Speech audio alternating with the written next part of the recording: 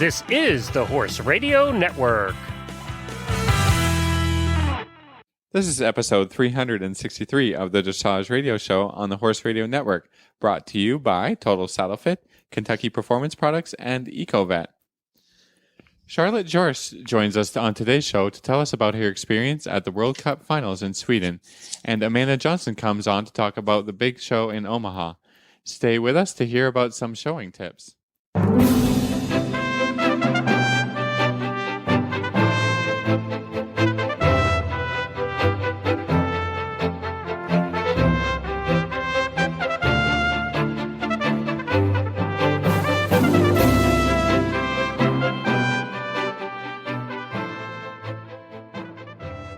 This is Reese Goffler-Stanfield from Georgetown, Kentucky. And this is Philip Parks from Rockwood, Ontario, and you're listening to the Dressage Radio Show. Hello, Phil. Yeah. How are ya? Happy May, right? I know. Happy summer weather. Well, I don't know. It was almost hot here today. So Really? I'm going to say that. I'm in a good mood, and you're not going to bring me down because you're having storms or whatever. Yeah, exactly. We've had very bad storms, actually. So a lot of rain. My grass is very, very green. And growing, I'm sure. And we can't keep up with it. We've given up at this point. It's like a jungle out there, and I'm like, whatever. Eventually, horses need to eat more, but now the horses are getting fat, so like everybody's muzzled, so they're not even helping. Oh. Well, What can you do? What can you do? It's always nothing but problems, right? Well, it's the challenge of owning a horse farm, that's for sure. Nobody told me that when I was like, oh, I'll get a horse farm because I want to ride horses. Yeah. So I guess now Rolex week is done. Derby week is done. Yep. Our kind of crazy 1st of May has settled down, and now we sort of go into horse show season, and we have a clinic this weekend with Richard, who came on and did some long lining, and which is good because we've long lined a few times by ourselves, and it's time for some help again. I'm not going to lie. Need a refresher. Little refresher. Yeah. Like the other day I was like, how do I hold the reins again? You know, when you have a lesson, it's easy. So I'm really looking forward to having a lesson with Richard this weekend. That'll be fun. And it's going to be kind of quiet around here, and then it ramps up again. So I know you guys are really starting to get ready for horse show season now. Yeah. Yeah. I'm going to be coaching this weekend and then almost every weekend for the next 3 months. So. Yeah, you have a very, very shortened season, so it's good. Yeah, we're looking forward to it. So, go time. We were thinking about horse showing, so we're bringing some tips, about riding tests. I guess that'll be sort of our summer theme. That's the more that we do it, the more that we think about it, and the more we can bring that sort of stuff onto the show. I guess, right? I love it. Well, right after this commercial break from Kentucky Performance Products, we're going to come back from FEI rider Amanda Johnson and hear about her time at the CDI 4-Star in Omaha. This Nutrition Minute is brought to you by Kentucky Performance Products, the company that simplifies your search for research-proven nutritional supplements at kppusa.com. The horse that matters to you matters to Kentucky Performance Products. Researchers have confirmed that as horses age, they naturally become less sensitive to insulin and more susceptible to health problems caused by too much sugar in the diet. One way to reduce the sugar content in a horse's diet is to replace sugar-laden grains with a high-fat supplement. Fat is an extraordinary energy source. It is readily utilized by the horse and contains more than 2 times the calories of sugary grains. Equijewel Stabilized Rice Bran is an excellent fat supplement. It contains a balanced calcium to phosphorus ratio and won't cause mineral imbalances when added to the diet. Its all-natural ingredients are high in healthy fat and fiber. Best of all, Equijewel allows owners to easily replace the calories previously supplied by sugary grains. When you need to add healthy calories to your horse's diet, choose Equijewel. To learn more, visit Kentucky Performance Products at kppusa.com.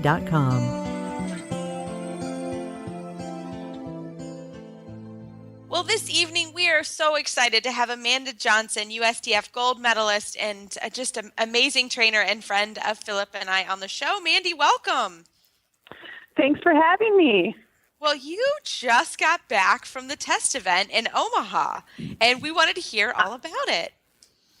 I did. It was a wonderful opportunity to be there. The show was just fabulous. Very well run.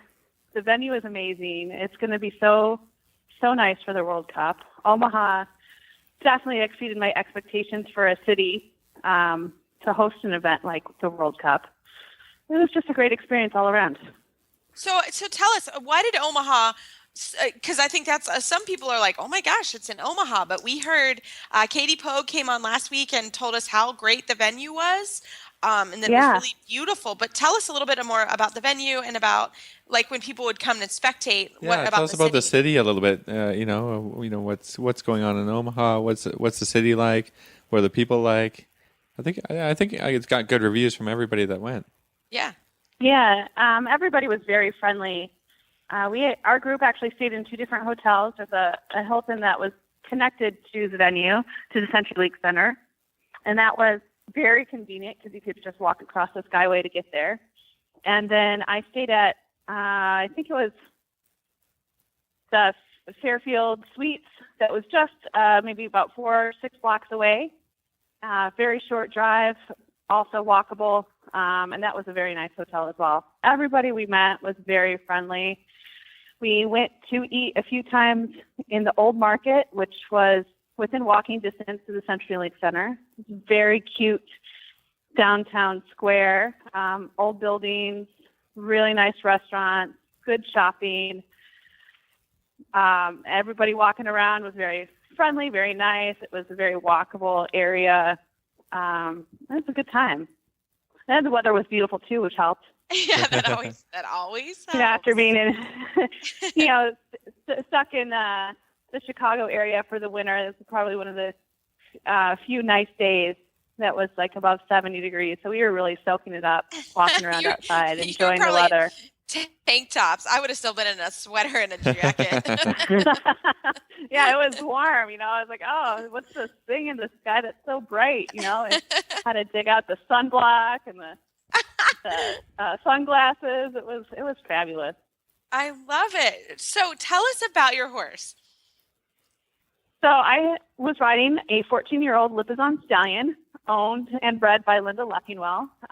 She at Temple Farm. So he's part of the Temple Lipizzan stock, and she owns them and did all of the training on him up until about 3 years ago now when I started to take over. And with her help, I finished him to Grand Prix. And this is his second time doing a CDI. So we did Dressage at Devon in the fall. It was our first attempt, and it was pretty good. And this time, I would say we didn't have as good of a ride, but he scored just about the same. So I think we made a lot of improvement over the winter, and there's still a lot more to go. So we just need some more experience to get in there and do more shows. Tell us, what's his name? Temperament. Yeah, Amanda, what's his name? Pluto 6 Anderella. Oh, okay. Oh, yeah, the Lipizzanas with their. Yeah, so Pluto is the father name. I think there's like five names. I can't name them all, but Conversano, Seglavi, Pluto. That's the top 3. Yeah. Those and then there's a few others. Yeah.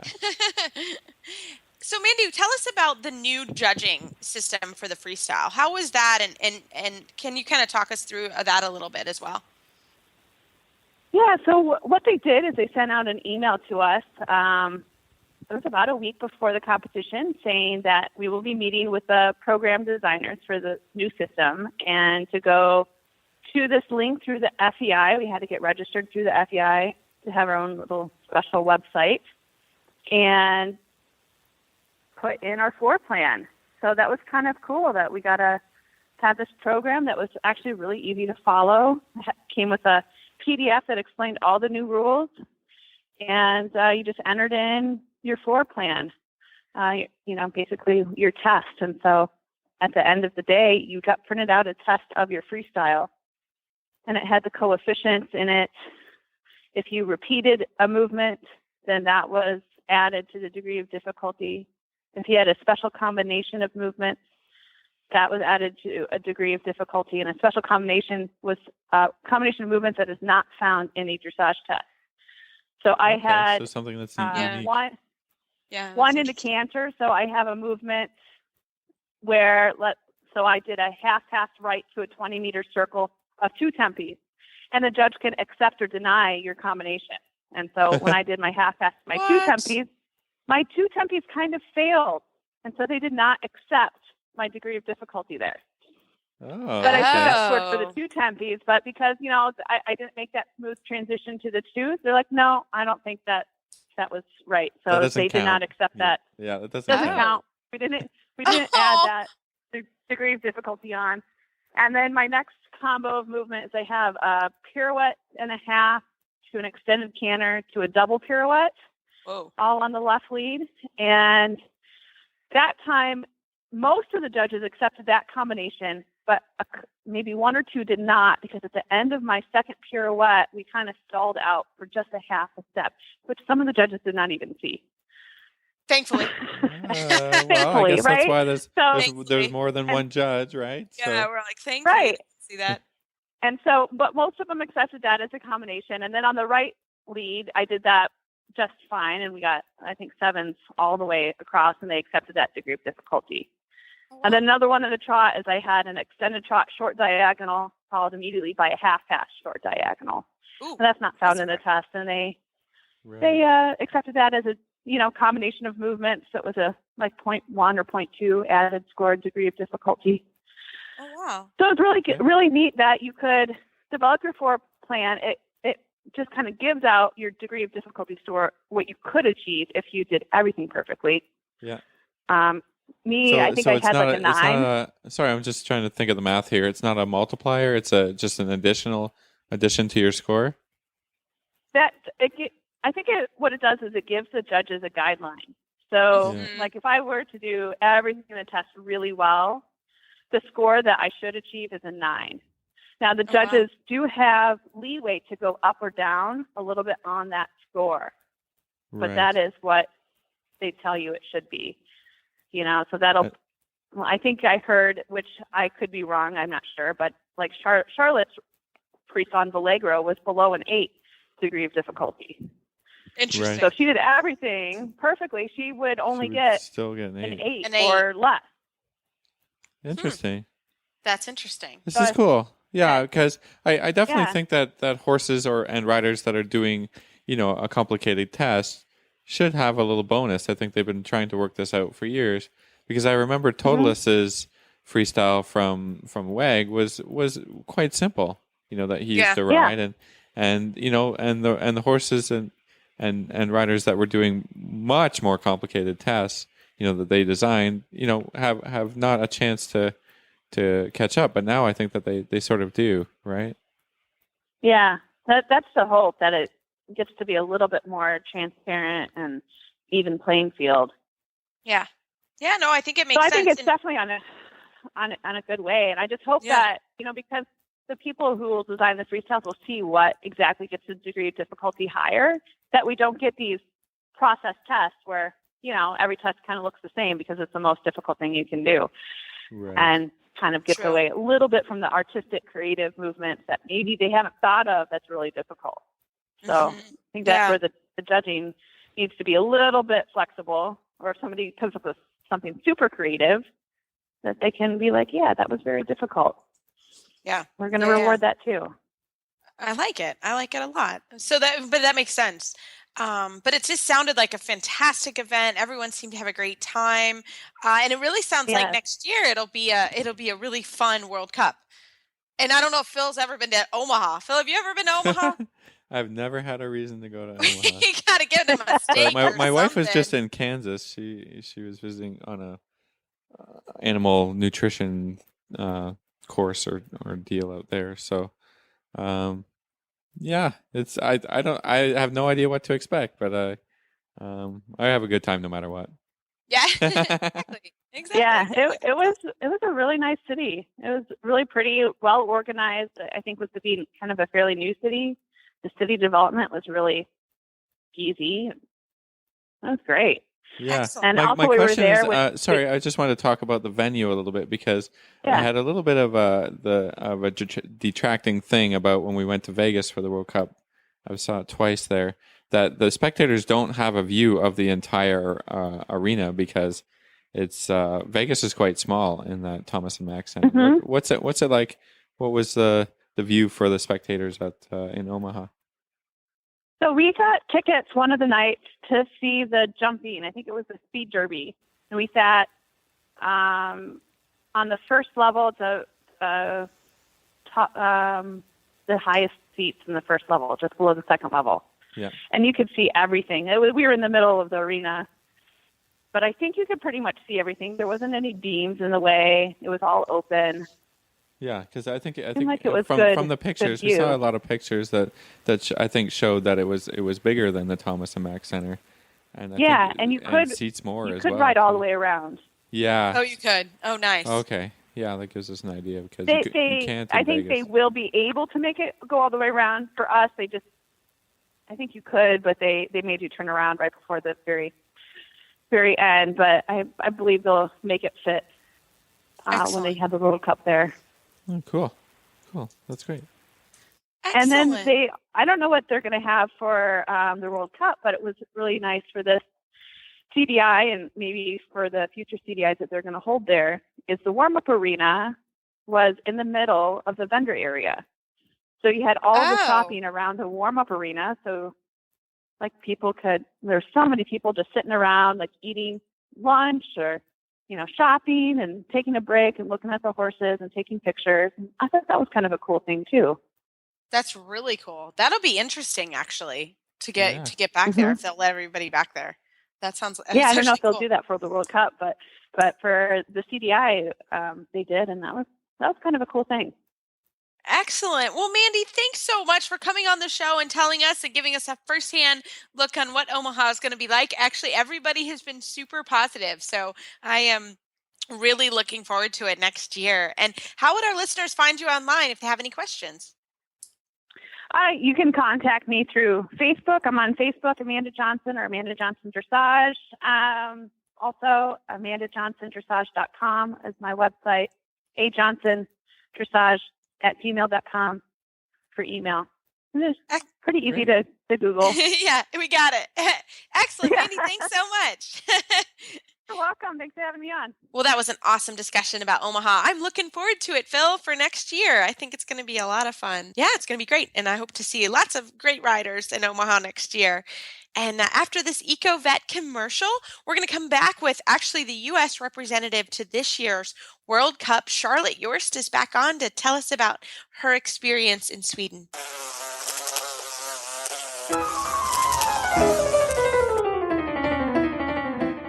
Wouldn't it be wonderful if your horse could enjoy a zone of repellency from pesky flies? Well, he can with EcoVet. EcoVet is an entirely new type of fly repellent that is safe for horses and those applying it, offering a real alternative to toxic pesticides like pyrethrins. EcoVet confuses an insect's normal directional ability, the bug's GPS, if you will. So if it can't locate your horse, it can't bite your horse. Dr. Wendy Ying from the Driving Radio Show has been using it in South Florida, also known as the Jurassic Park of biting insects, and she just loves it. EcoVet's active ingredients are naturally occurring food-grade fatty acids that have been clinically shown to improve the condition of horses with difficult-to-treat sweet itch problems. EcoVet is effective on mosquitoes, ticks, no-see-ums, as well as flies. You can visit EcoVet online at eco-vet.com for more information or to order. You can find EcoVet at Dover Saddlery Stores and EcoVet's on Facebook. Just search EcoVet, ECOVET.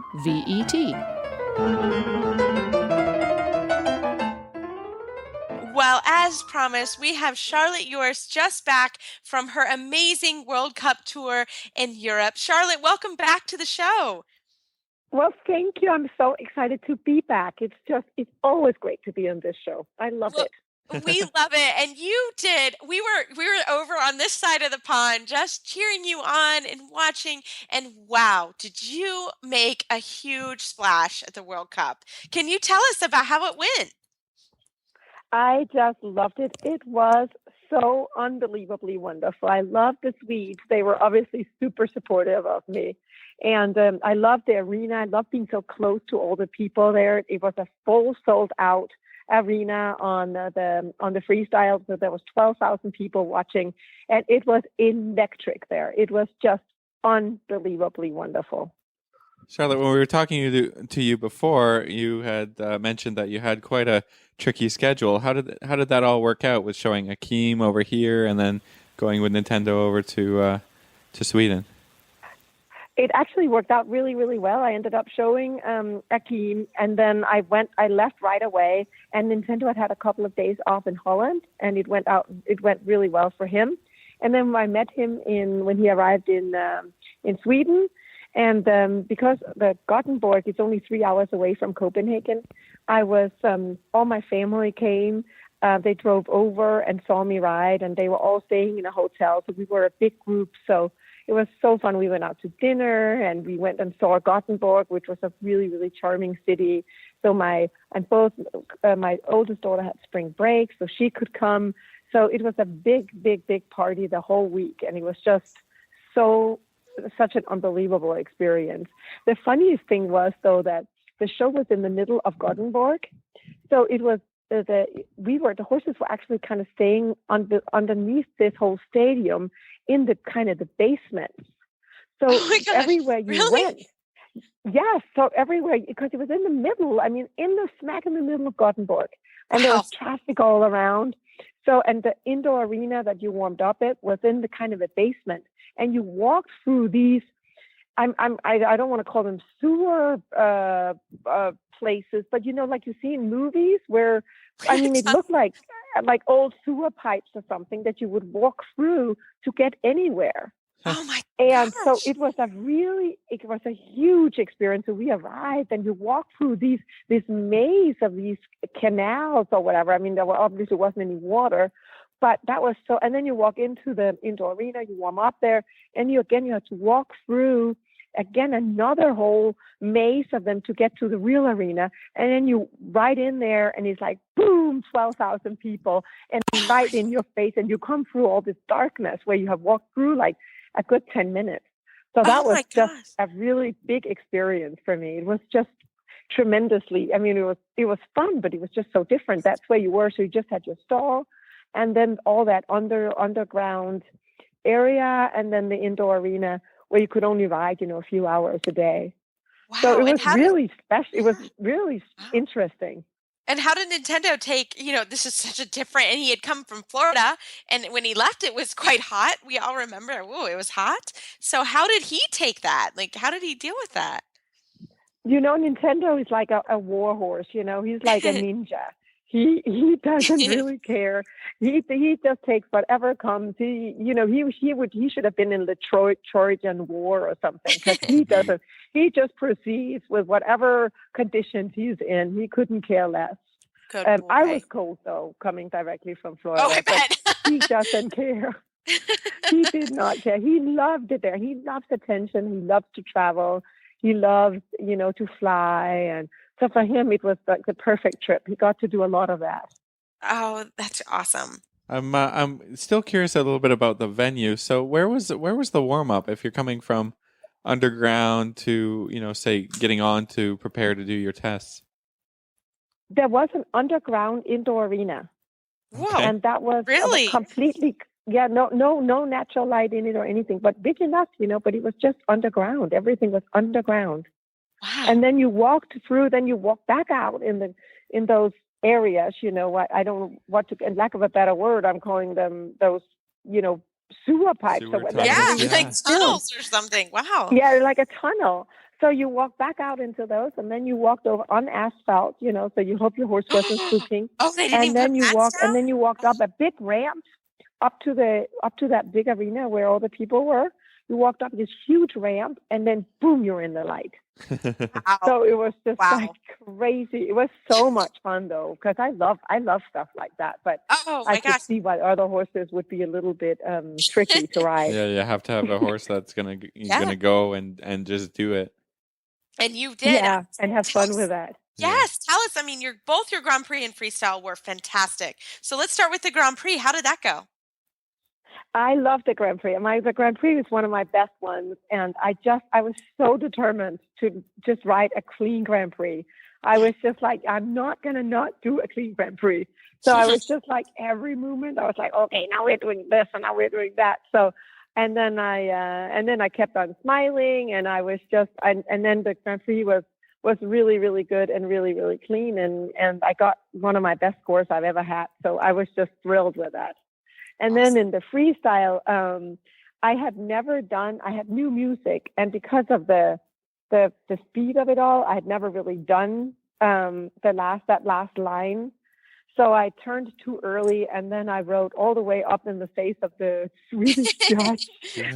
and apparently at the press conference afterwards, he had said that he liked it. He thought it was a great show of sports. Because apparently people were laughing when I was done with it. And I was just, I'm just going to salute right here and get out of here. So it was super, super fun. And even the freestyle was very clean, and Nintendo just felt so good. He was in super shape and form, and he just loved the whole thing. I didn't ride him a lot when I was there. I just took it easy. So he gathered really his strengths. And that was a good tactic, not to ride him into the ground there. I didn't warm him up that much. I just kind of took him around a little bit and then in the ring, and he loved it. What do you have any other secrets to sort of your success that you could share with us? I think a lot of what characterizes my horses is that they are so happy, and I think they are because I do a tons of trail rides with them all the time. Like a typical week would be I ride Monday, Tuesday, then I trail ride Wednesday, and then I ride again Thursday, Friday, and then they get either the weekend off or just trail riding again. So I don't do a lot of hard work with them, and they always get breaks. And at Nintendo, even today, he went on 2 trail rides, one before the riding and one after, and they just love it. They get around, and then you also avoid all the spookiness that other horses have, because mine are always out in the boonies, going through water and doing all kinds of things. So my horses are never spooky, and that's been a fantastic help in all these big arenas. I mean, I did New York last year, Gothenburg this year, and I'm almost 100% certain that the horse is going to be great in there. And that's true for all the horses. And that's just that peace of mind that your horse is going to go and it's going to have fun and it will actually enjoy the everything. And then whether you have a mistake or not, but that's not one of the things that you have to worry about. No, and that's huge. Yeah. And you watch your horses and you watch how you ride them and you are so happy and you can tell you guys are having so much fun. Can you tell us a little bit about your mental preparation? How did you get ready? I actually visualize a lot of the tests before I go in. So I visualize the test and then I visualize myself being really happy. I visualize that it's going to go great. And then I try not to change anything. Like a lot of people go completely berserk with healthy food or no drinking or anything. But, the day before the World Cup, I went out with my family and we were like a big group and I had a couple of glasses of red wine and I didn't come home until 12 o'clock at night. And so you try not to change too many things because I feel like every time I change too much or become too healthy or too this, then you uproot your whole personality and then it doesn't work anymore. Yeah, Charlotte, that's why I thank you so much. I'm like, I like Charlotte and so good. But you have such great joy when you ride your horses. And I think, we all need to remember that we are having, we're really here to have fun with our horses. And, I watch the kids and the ponies and how much fun they're having. And I'm like, we need to make sure we don't lose that. And I think that's one of the pleasures of watching. I love watching kids and ponies. That is the funnest thing ever because can you see what they can get done? They can do no reins, and they just go ride those horses, and the horses do what they want them to do. It's fantastic. It is, and I love that. Joy. Yeah, and it's such joy to Yeah. watch you ride. And I would tell everyone it's on YouTube. Charlotte's ride at the World Cup was fantastic, and Nintendo definitely looked like a dressage ninja. Like he was so good, and just the joy that you had, and it was so fun to see you represent the country. And what was it like to represent the U.S. for the first time It was fantastic. It was great, and I loved the Swedish people. They were so receptive to it, and it was sent in Swedish television.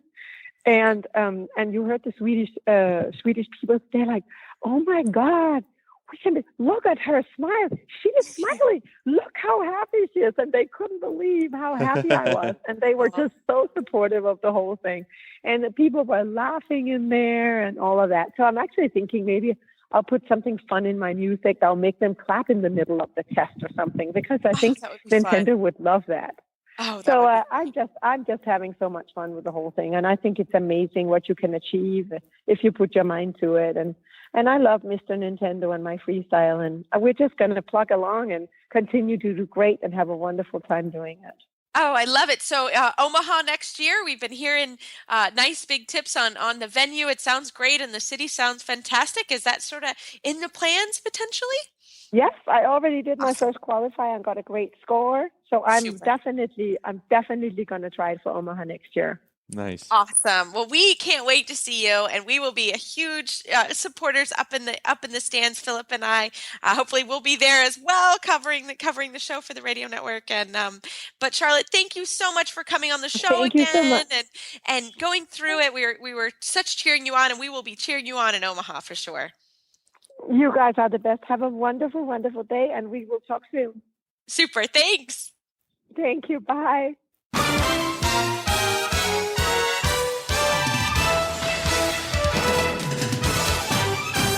This week's dressage training tip is brought to you by Total Saddle Fit, home of the shoulder relief girth at TotalSaddleFit.com.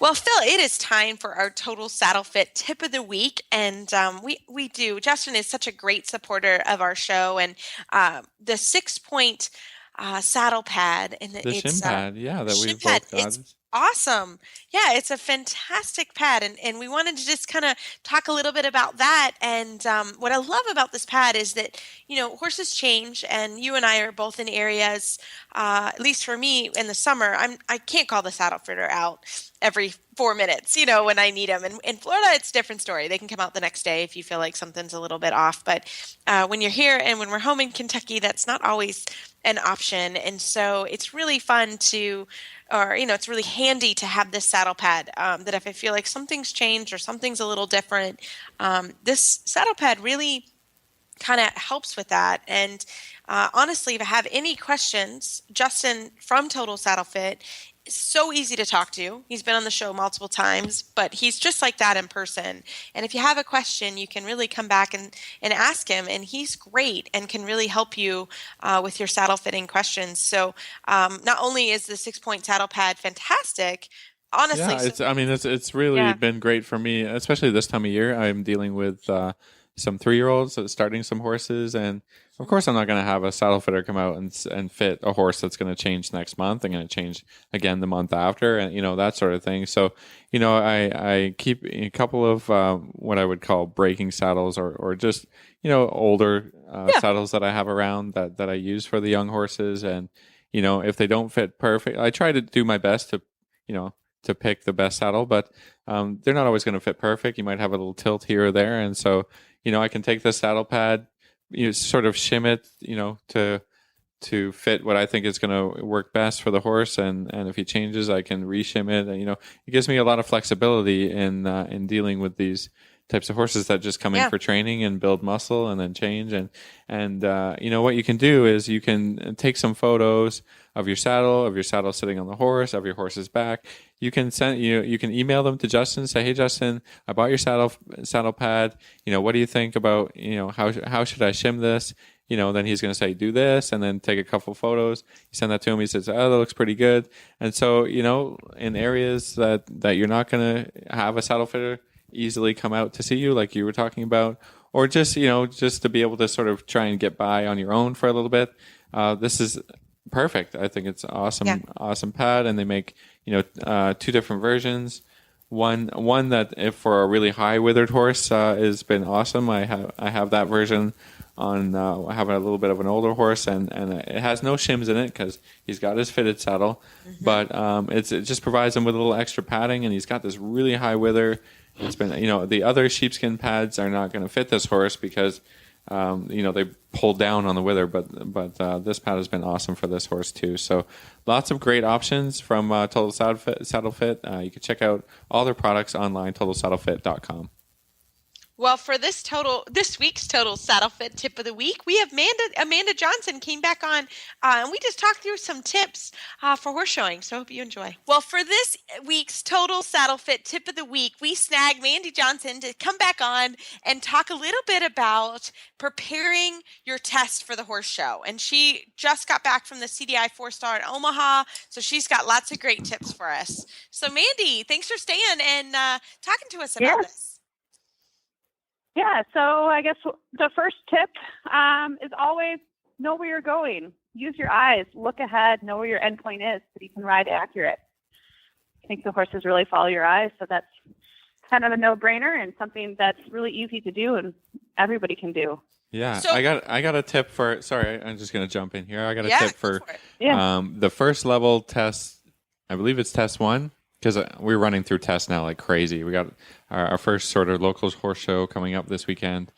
We got a few riders going, so I love this idea because I think we've all been working on test patterns and what's good. And I was just helping a rider last night actually. It's the first time for this rider to be riding first level, and so I think you guys know that the canter transitions happen at A and C instead of a corner. Mm-hmm. And I really think it's important to try and make this transition as straight as you can. And that means riding a corner, getting that horse straight, and then riding the second corner. And not, the horses just want to fall in when you go to canter there.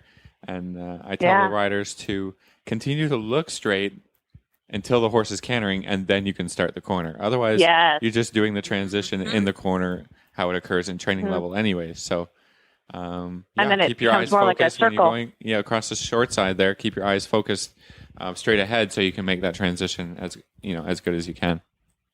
Yeah, no, I think that's a good tip. Now, you guys, so this is actually a pet peeve of mine. Sometimes riders actually look too far ahead of where they're going. Yeah. I mean, that's exactly what I was talking about. The rider's already looking down the next long side, and the horse hasn't cantering yet, Yep. I think, Yeah, for sure. Or on a circle. I always say look a quarter the circle ahead of where you're going, not the whole way around the circle. So, Mandy, tell us about what are your tips on that? Yeah, so when I catch a rider doing that, what I'll say to correct them is look to the inside ear. Always look ahead, but keep your eyes focused through the inside ear so you don't overturn your head. Because again, you overturn your head, and then your eyes are actually telling the horse to go somewhere else, not on purpose. Right. Again, And then they you- start to crash in on that 20-meter circle. Starts to become 15, and then Yeah. 12, 11. I try and tell the riders to to look in between the ears and sort of use that as sort of a target point. Because if the horse is bending correctly, then they're going to continue to follow that circle, and your eyes are going to be a little bit more along where they should be, and not, like you said, turning their head all the way to the right. I find it's a little bit of a problem with jumper riders because they're looking for the next fence, but we're just riding a quarter circle at a time, so they don't have to be looking all the way back to where they began, right? Back to the track. Right. I love it. Mandy, Always, what's your next? and then I guess the next tip would be always riding the step ahead of you. So always riding that moment, that quarter of a circle ahead, a few steps ahead, and that way you ride in the moment. If you're riding in the moment, you're too late a lot of times, and then you're just riding in the past. Yeah. Yeah, but also I think not too far ahead as well. I always think that I always catch riders forgetting about the corner. They've got a movement that's going to happen at A or around on the diagonal line at F. You're doing ride both corners. So think a step ahead to the corner, and then what's going to happen after the corner, and then the next corner too. It's been a pet peeve of mine for a couple of weeks now. Just people cutting the corners off and making that short side just an oval. it's not an oval. It's two corners Right. with a straight piece in the middle. So I think. Yeah, the corners are your friend, because when you get up, to FEI and you have your tempi changes and you have a horse that has a huge canter where you have to really fit in the fours right out of the corner. If you cut that corner, if you're overriding, there is no way you're going to get it.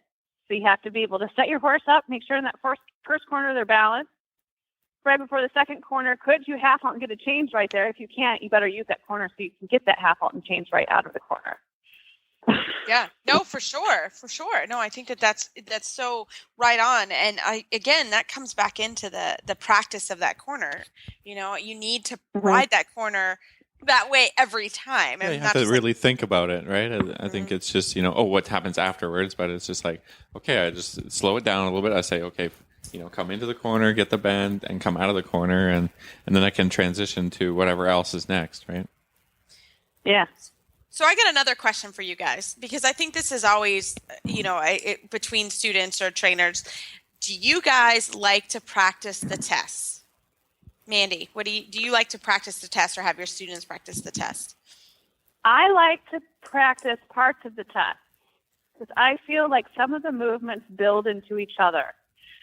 And like for the first level test 3, where you have the 15-meter circle at A, the canter lengthening, and then the shallow loop serpentine to X and back.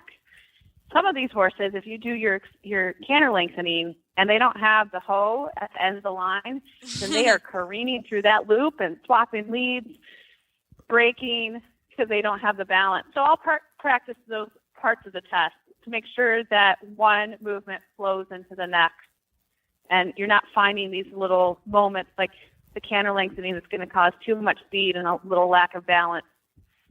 You're not surprised when you go into the test to be like, oh my gosh, that's what happened.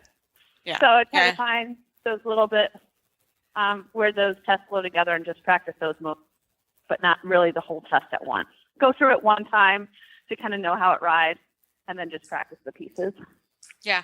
No, I think go through it at least once.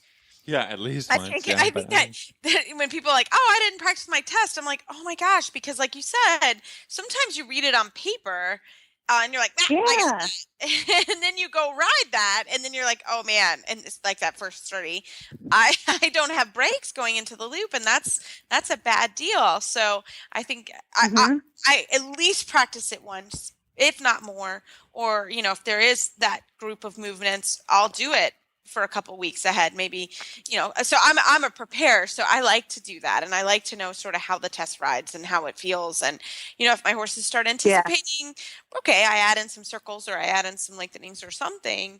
But I am one of those trainers that I like to ride through it at least once. I was just riding through this evening. I think we're all of us trainers are helping people get ready for shows now, and we had to do it 3 times. We just kept going through the test, and it was an intro test. It wasn't a fancy test, but I mean, I'm like, we got to keep doing it until it goes well, and we did it actually 3 times. But it was really important because she was having some trouble in certain areas, and that was where. Yeah, I think if you practice it a few times and then you can say, okay, well, these are the things I really need to focus my training on over the next little bit to make sure I can nail those parts that, or at least get through those parts that are giving me difficulty. I'm like Mandy, I don't like to do, the entire test a whole lot. I like to say, break the trot section down a little bit and do maybe half the section and then something else, and then come back to another little piece of the test, and make sure it's all there, but not to get the horses bored with what they're doing. Right. And then another thing to help save your horses is I'm a big believer in visualization of the test.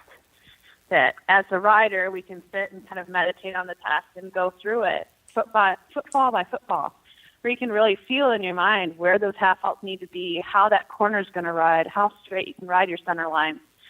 And I think by doing that, you're so much more mentally prepared, and that really saves a lot of miles on your horse. I completely agree. For sure. I'm for sure. yeah. I mean, I start at least a couple weeks ahead of time. Especially for the FEI test, you really have to spend some time. You have to just do it in the evening. The Grand Prix, you have to do it all the time. But no, I think I think it's good to just sit for quietly and go through it. I think that's a great tip, for sure. Yeah. Well, Mandy, thank you so much for coming on and staying for our Total Saddle Fit tip of the week. How would our listeners find you online? AmandaJohnsonDressage.com. You can find me on Facebook and also contact me by email, ajohnsondressage@gmail.com. Thanks so much, Mandy. You're welcome.